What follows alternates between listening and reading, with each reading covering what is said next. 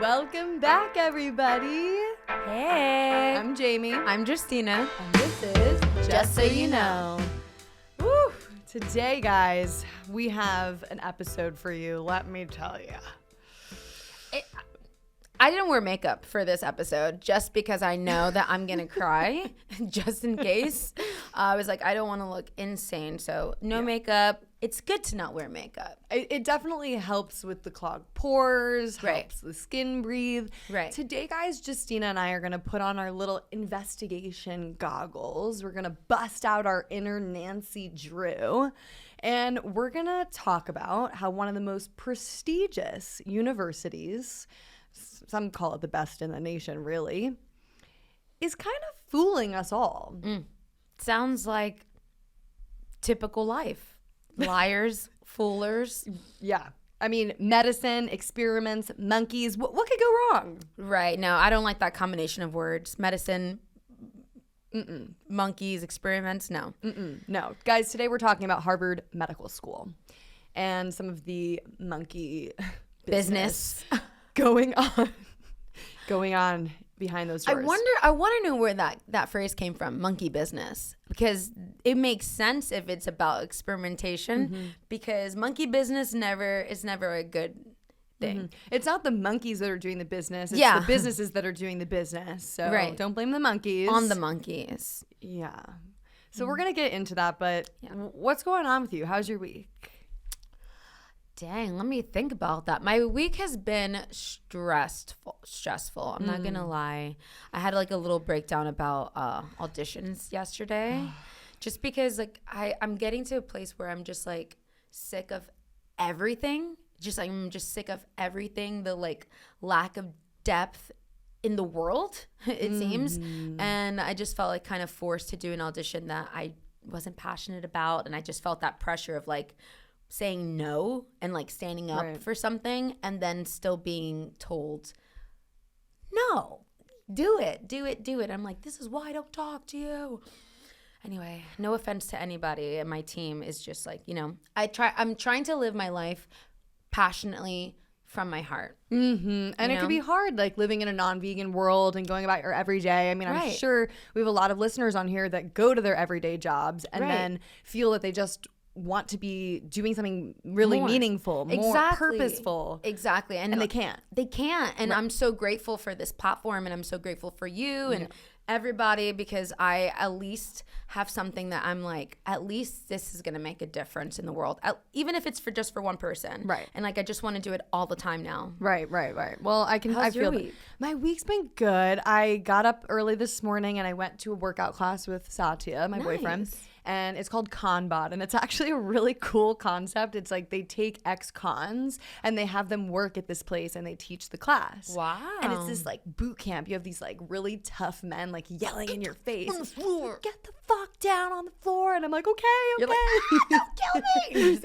They're like, okay, now after class, you guys have to pose in front of the little mugshot area. Shut up. I'm like, wouldn't be the first time.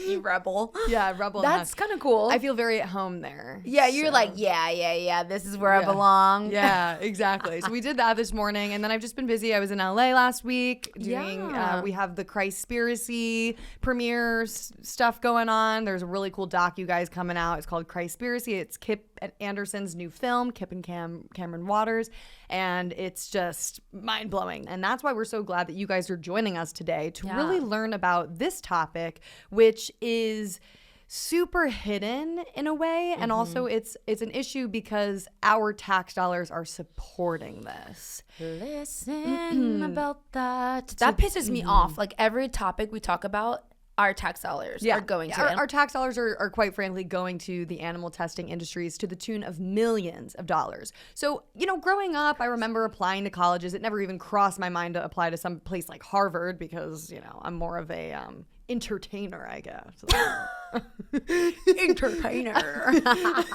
Entertainer. I guess that's the word. I don't know. I don't see myself sitting in the halls of Harvard, but maybe I should because they need somebody to rescue those monkeys in there. Exactly. You could have been doing like your spy stuff. I know. What do you know about Harvard?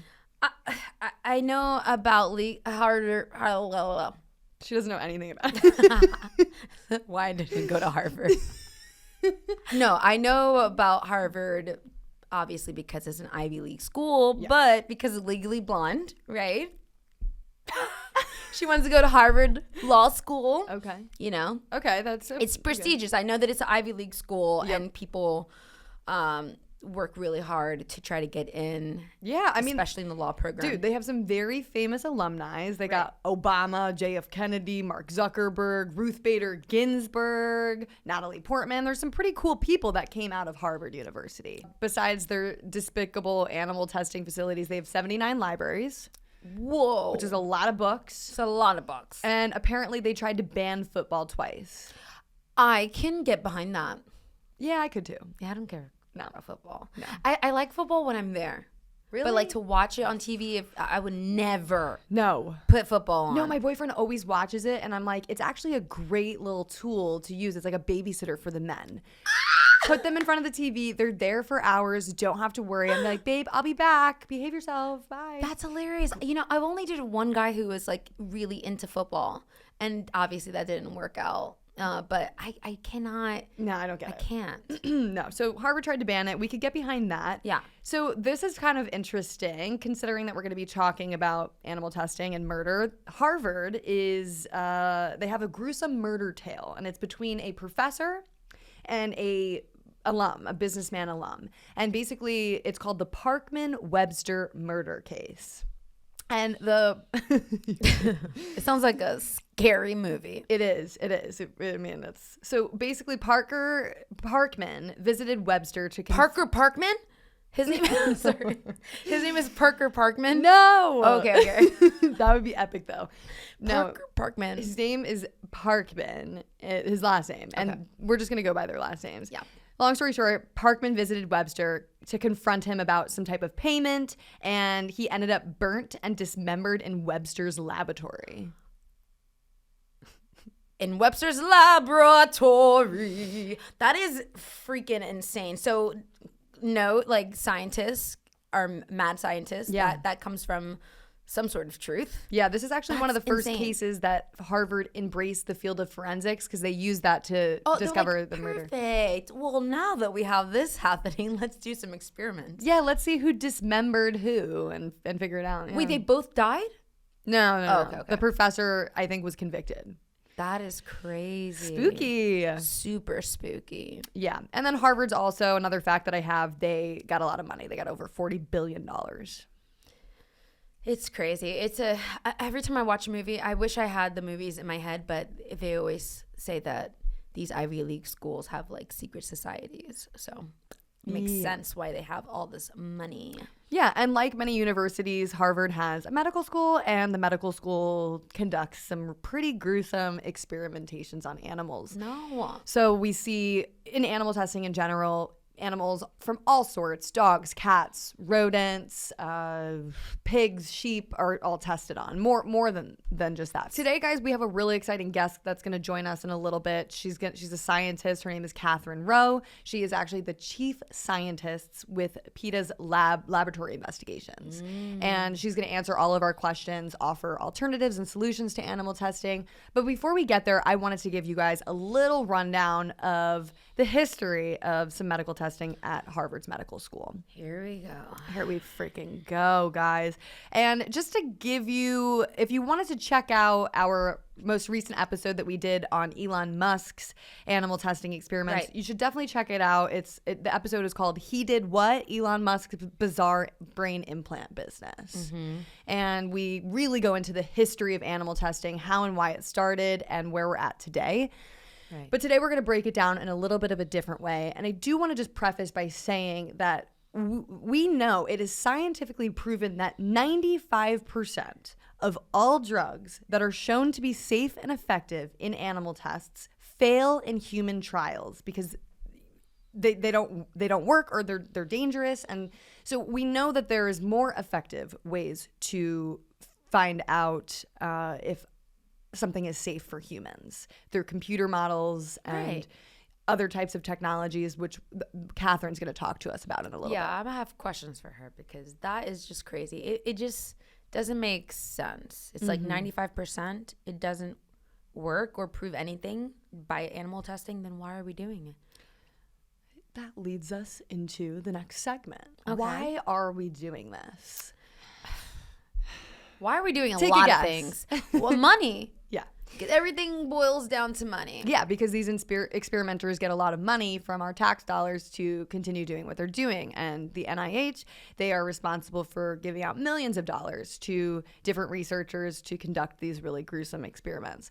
So just to kind of give you a bigger picture of the use of primates in laboratories, each year in the U.S., we fly around 20,000 monkeys from tropical places into the United States to put them in laboratories and to test on them. No, that shit pisses me off. That's insane. Yeah. That really drives me. A lot of people don't know that. No. But I mean, it makes sense because it's like, where are these monkeys coming from? Yeah. How are we having all these monkeys to be able to experiment on? Well, I'm going to tell you a little story. You're going to close your eyes like you normally do because I want to kind of put our viewers in the place and mindset of one of these individuals. 20,000 seems like a really big number, but then when we break it down to that actual individual and that actual survivor or story, it changes things. Right. So I'm going to introduce you to Bridges. No, I hear about Bridges.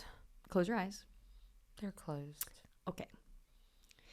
So, I know. Here we go. Here we freaking go. I'm so upset already. I'm going to tell the story from Bridges' perspective. Oh. And Bridges was a macaque monkey that existed over 40 years ago. So this is, not anything recent, but it's going to lead us into our next segment because Bridges' story is or was still happening until very recently. So anyway. Okay. I should have spent my first 9 months enjoying the warmth of the sun, playing with other monkeys, and being nurtured and protected by my mother and the rest of the troop. Instead, I was confined to a laboratory at the University of California, Riverside. For the first 5 weeks of life, I knew nothing but isolation and darkness. Lazy experimenters, more concerned with their convenience than my well-being, tore me away from my mother on the very night I was born. They sewed my eyes shut and strapped a bulky, heavy electronic device to my head, causing me extreme distress. Then they locked me inside a barren cage, all alone, as part of their useless experiment.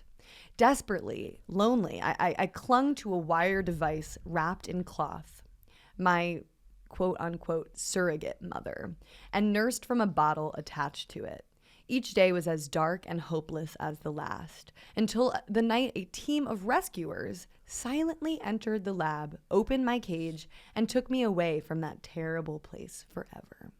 The rescuers saved 700 other animals that night, including those subjected to other horrific experiments.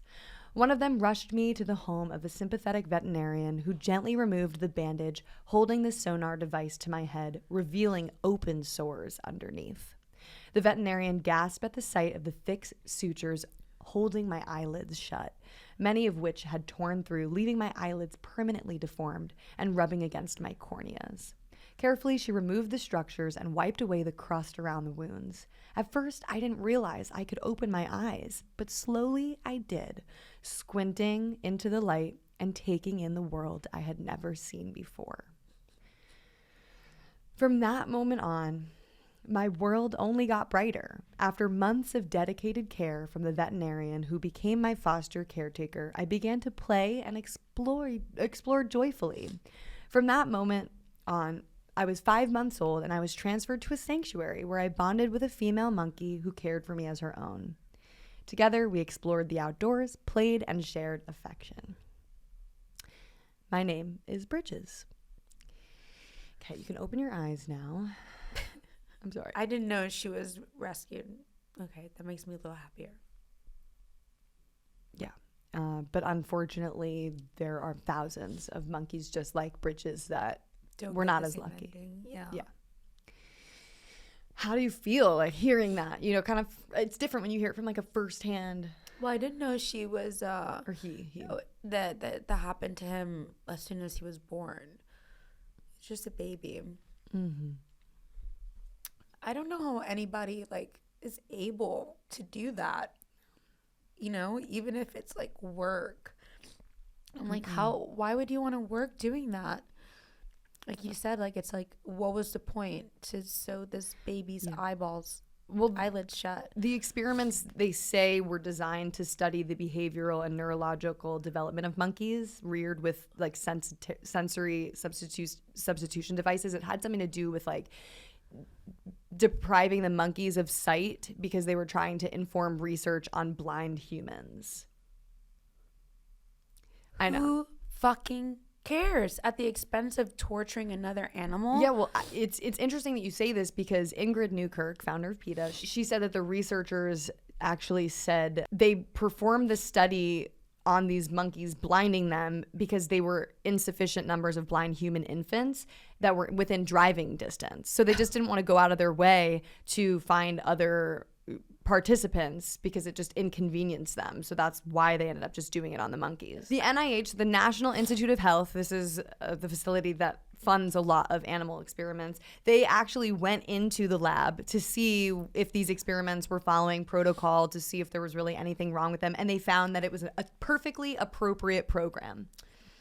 To play devil's advocate, I think people think that because, you know, we've done this for so long and for thousands of years, and that it might have helped us lead to certain medicines, you know, for heart disease, high blood pressure, everything's been tested on animals at some point or another. But what we're trying to say is that there's new technology that we don't have to do that anymore. Right. Well, they claim, the spokesman for the people that are doing these tests on animals, they say, oh, well, this was absolutely false, and that the rescuers put mascara on the eyes of the monkeys to make it look worse. These are the crazy things that they come up with. And then there was a woman who was a psychologist working in the lab named Sally Sperling, and quote, she says, I can't describe in detail how the lab looked when I first saw it after the crime. The images are etched into my mind. That my lab was a haven and refuge for 18 years. And she goes, I missed the lab so badly when I wasn't there. Now I can barely make myself open the door. We don't care. Talking about the damage in the lab. We don't care. We don't care. So she thought her oasis were hundreds of cages and cages of animals being tortured on. Mm-hmm. Yeah. I don't like people. I really don't. She's like, this is my heaven. This is my oasis. I'm like, you need to get yourself analyzed. You're a psychologist. Maybe you could go through some of your own processes because that's some weird shit. That's crazy. Well, it's like, be funky, but leave others alone. Right. Be funky. That's what I do. My funkiness doesn't hurt other people. I emotionally hurt myself. I'm like, but like no one else is suffering because of that. No. Let alone animals. I mean, it makes me sad to see you cry. I mean, maybe my cats are distressed when they see me cry. They're like, my God, this woman is stressing me out. Right. Okay, but you guys are probably wondering, how does this tie into today and Harvard Medical School? So I'm going to tell you. Tell us, Jamie. Ruin our day. Okay, guys. So we got this mad scientist woman. Her name is Margaret Livingstone. Mad scientist woman. I kind of just want to call her Margaret the Monster. Margaret the Mad Monster. Margaret the Mad Monster. She steals baby monkeys away from their mothers. Nice. And she sewed their eyes shut. So she said that she stopped this in 2016. Who really knows? But we don't know if she's still continuing to do these sensory deprivation experiments where the scientists and researchers put masks over their face so the monkeys can't ever see faces. Oh my God, scary. Yeah.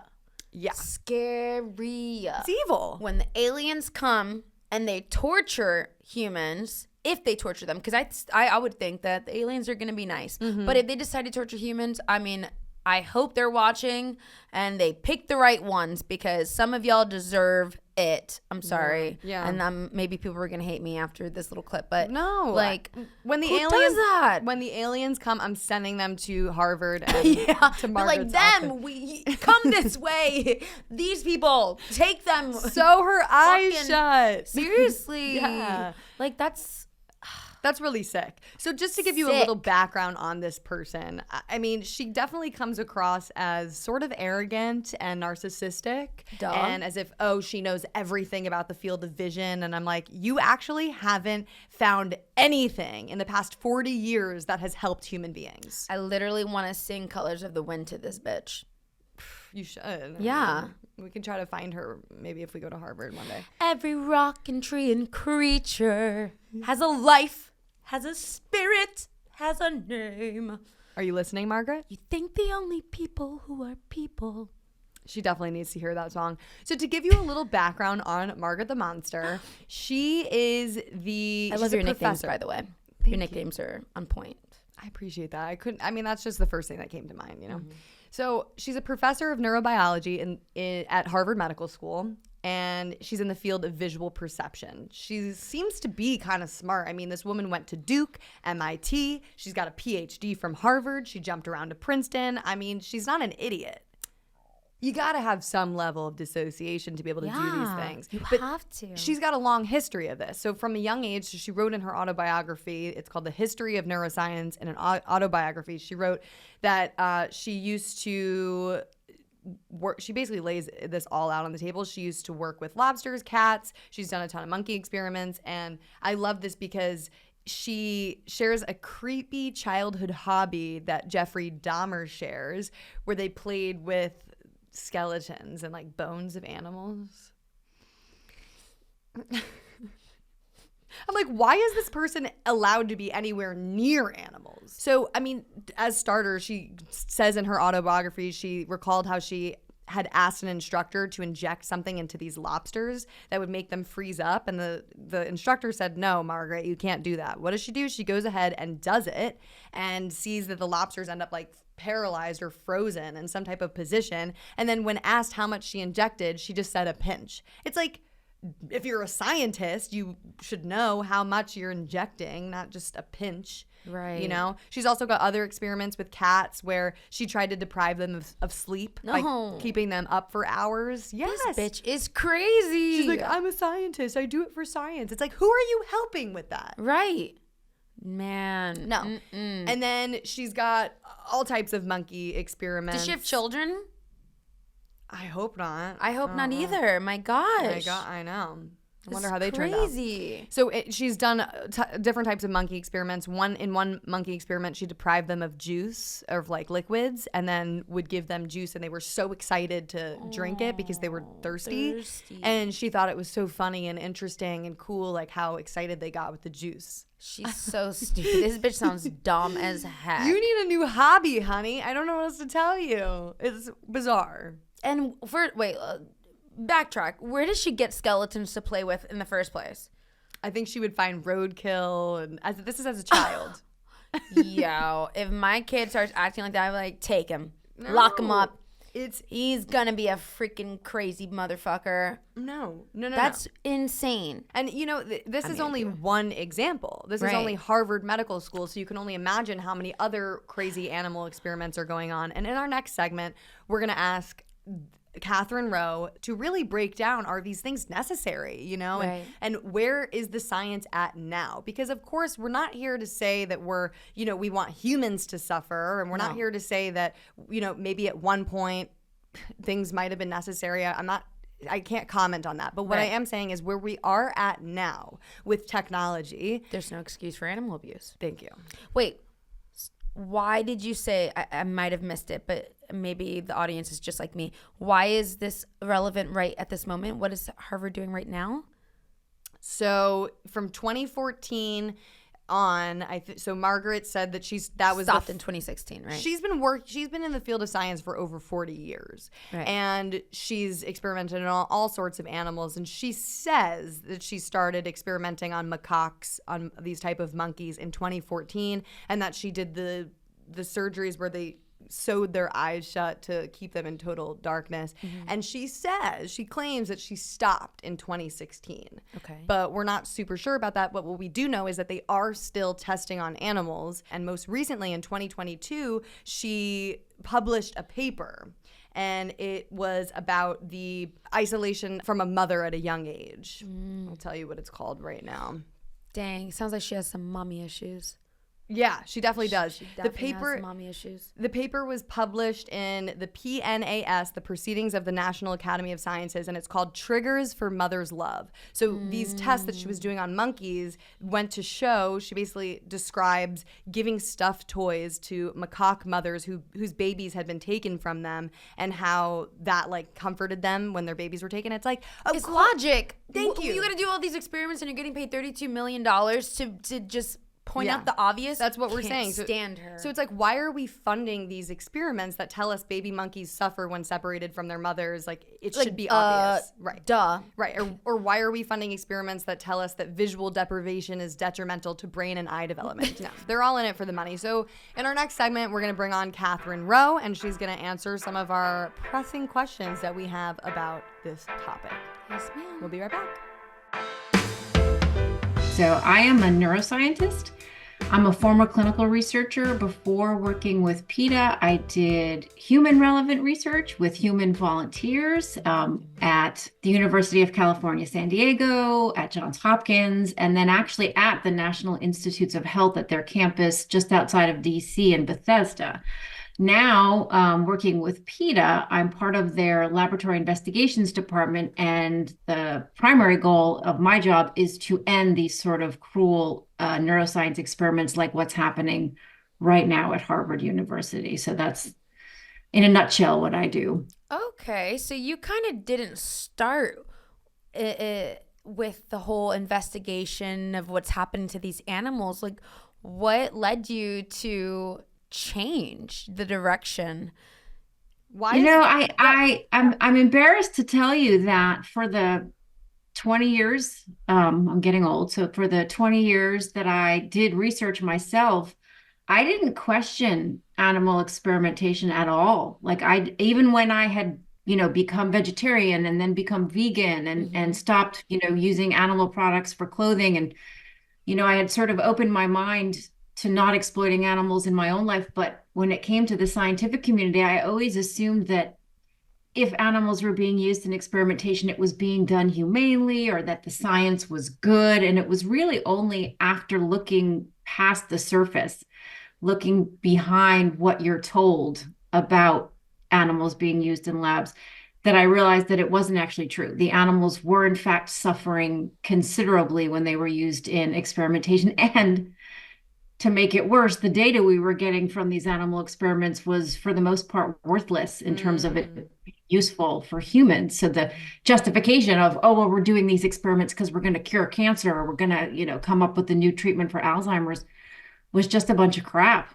It was really just torture for no reason. And so that's why I changed my mind, was because it just was wrong on all levels. Well, for somebody that understands the science like yourself, we're looking at these experiments that are so-called normal and allowed by the NIH. Can you describe some of these experiments in detail and talk about why they are cruel and why the NIH would actually allow things like this to happen to the animals? I think that they're cruel from the jump, right? So we have to remember that all animals in laboratories are usually, if they're not captured from the wild, like a lot of monkeys are, they're born in the laboratory, and they're taken from their mothers early on, and they're forced to live in a cage, which has absolutely nothing familiar to them, nothing that they would have in the wild. Even the food that they eat is different than what they would eat in the wild. The social interactions they would have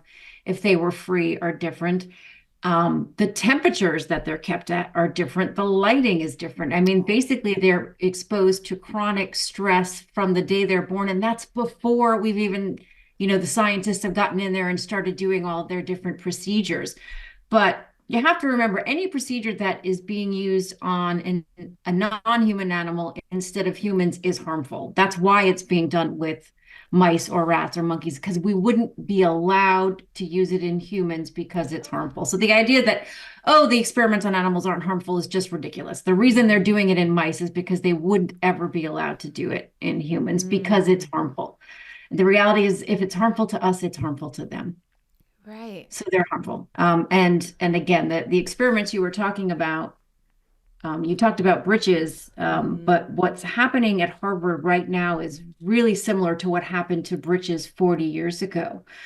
These are newborn baby rhesus macaques who, like humans and other primates, are supposed to spend the first month of their lives in constant contact with their mother, constant physical contact with their mother. Instead, they're taken away, put into a cage by themselves, and then are forcibly deprived normal visual input, whether that's the sewing of the eyelids that was done a few years ago, or the laboratory workers who feed them wearing masks over their faces. Or we now know that her current torturous procedure is forcing the monkeys to live in strobe lighting for the first year and a half. So basically, these newborn baby monkeys are given helmets with goggles, and then the goggles open and close rapidly for a year and a half. Oh my Like God. picture being in a disco for a year and a half, how scary that would be to a newborn baby. No, I can't even be in a disco for like more than 2 hours. Yeah. Exactly. Yeah. Exactly. Well, what is she trying to find, and what could be done instead to figure out these visual deprivation, I guess, experiment, like whatever she's trying to find, what are ways that we could experiment instead? What she's trying to find is what we've known for, again, 40 to 50 to 60 years, which is that if you have unusual visual input early on in life, your visual system develops differently, right? And we've known this since the 1960s when people were experimenting on animals. So basically what she's doing now are just derivatives of experiments that were conceived of 60 years ago. That's how old these procedures really are. Right. And we know that it changes your visual development. Why does she have the allowance to continuously do this? And like, what is PETA doing about it to stop it? She shouldn't have the allowance because, one, these experiments aren't new or interesting. Two, they're inexplicably cruel, and we know so much more about how bad it is for the baby monkeys to be taken away from their mothers. Monkeys who have been taken away from their mothers actually become like psychopathological. They will not be able to interact with other monkeys normally. They won't be able to form normal relationships. They often will sit like by themselves, crumpled up in the corner of the cage because they're so broken, really, emotionally broken from not having normal social input. From the get. Of course, if you're interested in how early visual input affects visual development, study humans who have had abnormal visual input, right? There are people who were born with visual impairments. There are people who have temporary visual disruptions, and those people are available to study. And many researchers do that kind of quality work. Right. The problem is that I think in science, well, one, scientists are arrogant. I'll just, I'm part of that community. I'll just say we tend to think that what we're doing is so important, we forget, right? That maybe there are ethical challenges to what we're doing. But also the NIH, who funds, as you all said, these experiments to the tune of $30+ million, doesn't care that much if the research is going to help humans. They just fund things that other scientists think are interesting. Wow. People think it's interesting. It sounds like Margaret just has fun doing these things, And I think she definitely, the way that she describes them, she has absolutely no qualms about torturing animals for her next publication, her next grant. I don't think she cares about, I don't think she thinks of them as living beings at all, and that's the truth. No, she has this total disconnect, and she'll honestly say anything to keep this money from coming in. There were quotes from her online that says, "Our work has direct and indirect implications for human health, whether it leads to therapies for vision disorders, treatments for neurologic diseases and cancer, or helps alleviate the sense of loss experienced by women who suffer miscarriages." I mean, she's really stretching it. She's stretching it. She's stretching it. Can you talk about maybe the cost versus housing and experimenting on animals versus new technologies? Oh, absolutely. So the cost of animal experimentation, in addition to the sort of the almost unmeasurable cost to the animals themselves, right? To the animals who are living and dying in these laboratories, the financial costs of animal experimentation is astounding, because one, it is very costly to buy a monkey. We're talking about tens of thousands of dollars. It's very expensive to keep a monkey and feed a monkey. There are things called restraint chairs that a lot of neuroscientists who use and it's as horrible as it sounds. I do not recommend looking it up, but it looks like a torture device because for a lot of these sort of experiments, the monkeys have to be kept completely still. So they're strapped in, their hands are strapped in, their legs are strapped in, and their heads are fixed with head posts and like screwed onto their skulls so the experimenters can keep them absolutely still while they show them faces or show them something that they're interested in. Oh my God. Those restraint chairs can cost $15,000. I mean, you could buy a car for that, a cheap car anyway. And the data, because it comes from non-human animals and because it comes from animals whose very behavior and physiology is altered because they're kept in these horrible conditions, means that it doesn't turn into anything for you or I or anybody we know or anybody we love or care about. It's just an interesting paper that this person is going to publish in a journal that somebody will have to pay for, or they'll present it at a conference, which they'll fly to. So we're basically throwing millions, it's billions in total, away every year on torturous animal experiments that are so unlikely to ever help anybody. And now, as you mentioned, there's so many new ways to look at these sorts of questions. As you said, computer models, AI, these are tools that can look at data that's been in existence since the beginning of science and look at what new compounds might actually work without ever testing it on a human because we have so much data. Right. We have things like organoids and organs on chips, which are little miniature versions of human physiological systems that you can say, how would this drug affect this patient? Or how would this compound interact in this person's brain? And all of this is so much less expensive than animal experiments. And of course, it won't be so wasteful as animal experiments because the data is actually applicable to us because it's from human biology. Right. I mean, it's like, hello, get it together. It sounds crazy, but the fact that this isn't happened already is frustrating. That's the thing. And a lot of people a lot of people don't know that. Can you talk a little bit about the scale and other experiments that you might see that's going on, and just so that people understand how big of a problem this really is? Yeah, it's a huge problem. So we know that the NIH, which is the largest funder of biomedical research, not just in the US, but in the world, spends about half of its annual budget on animal-based experiments. So depending on the budget for the year, this can be, approximately 20 to 30 billion with a B dollars. Again, depending on how much money Congress actually gives NIH, but it's about half.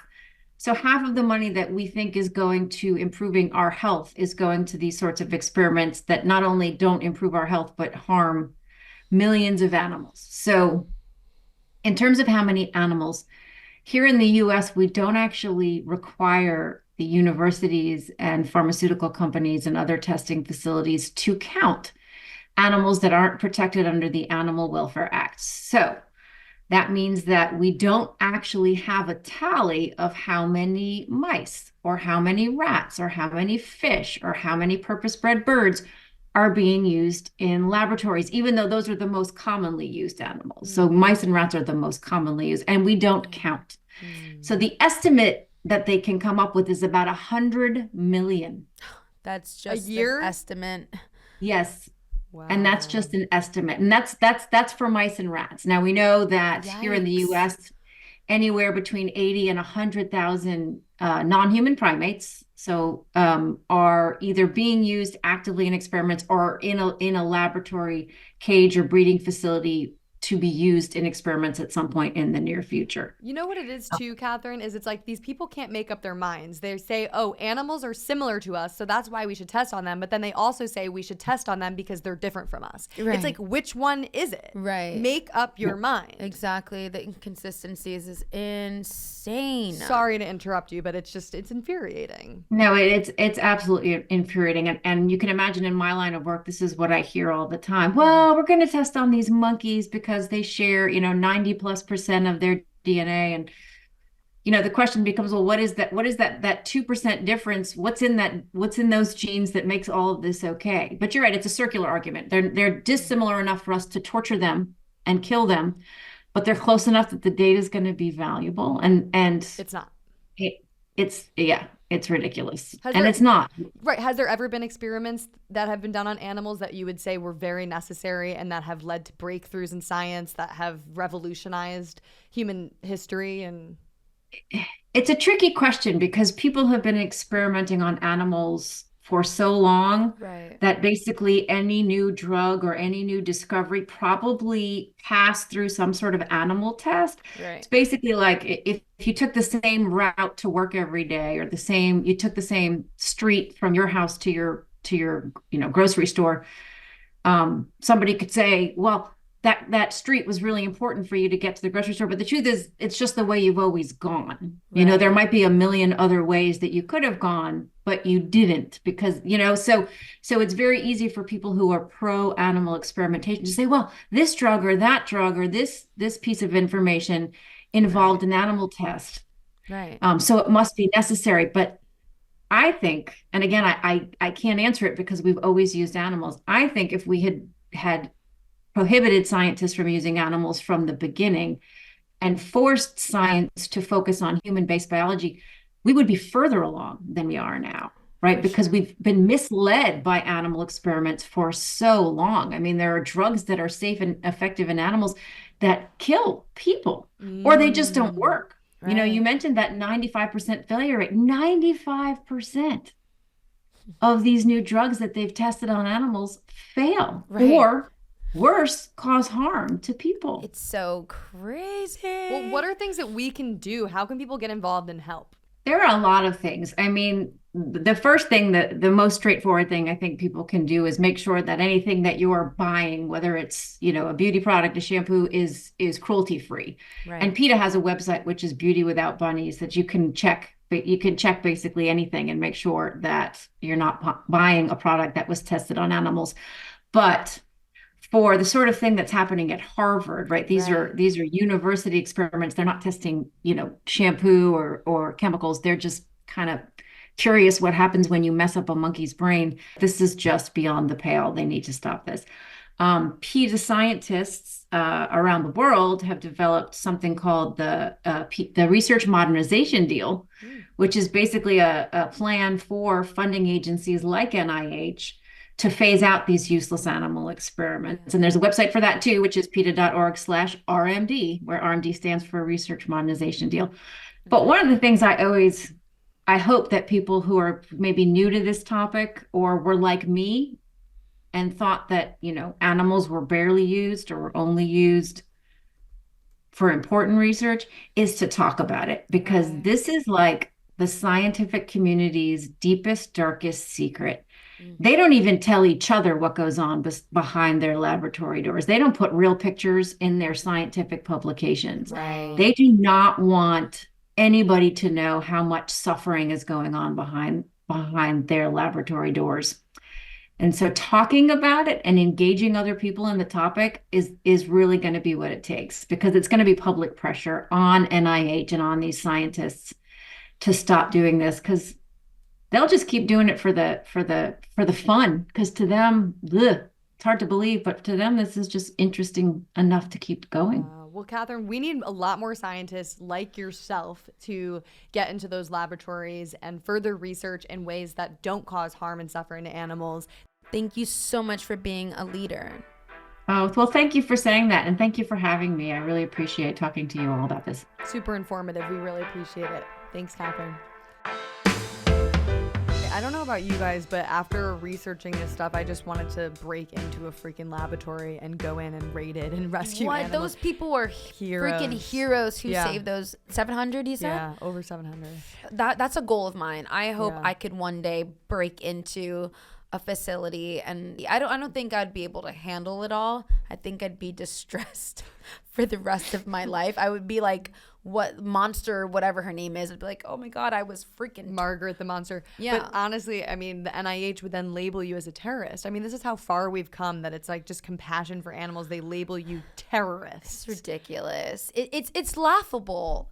Those types of situations, just like when with the whole getting detained for doing a demonstration for the cows.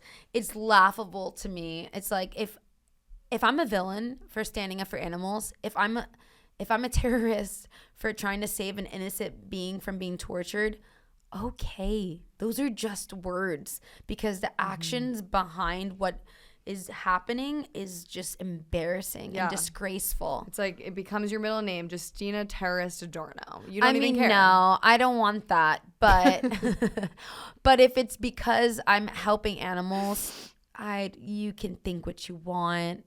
Think what you want. Yeah, no, I know. It's time that we put an end to this, and it's time that our tax dollars go to something useful and not hurtful to animals. So, guys, we are so appreciative that you took the time to listen to this. Please like the podcast, rate the podcast, comment, subscribe. Let us know if you learned anything new. If there's some points that we didn't get to on this topic, please let us know, and please just encourage everyone around you to care. You're about to cry again. Yeah. Why? What'd I say? No, I just want people to care. I love you. Me too. Me too. It's frustrating. It's hard to keep going in your day when people like get on you for like wanting to help animals. It's just like, I'm like, wow, there really is a yin yang energy on this planet. Like, people really don't care, and that's hard for me to accept. Yeah, well, that's why we're doing this, and that's why we really appreciate you guys. If you even got to the end of this, please take action. Please go to PETA.org. Follow PETA on all social platforms. Follow Just So You Know, JSYK at JSYK podcast. I'm at It's Jamie's Corner. I'm at Justina. I'm at Justina. And you guys know the drill. Until next time, we'll be back. We'll be back. We'll be back. We'll be back. We'll be back.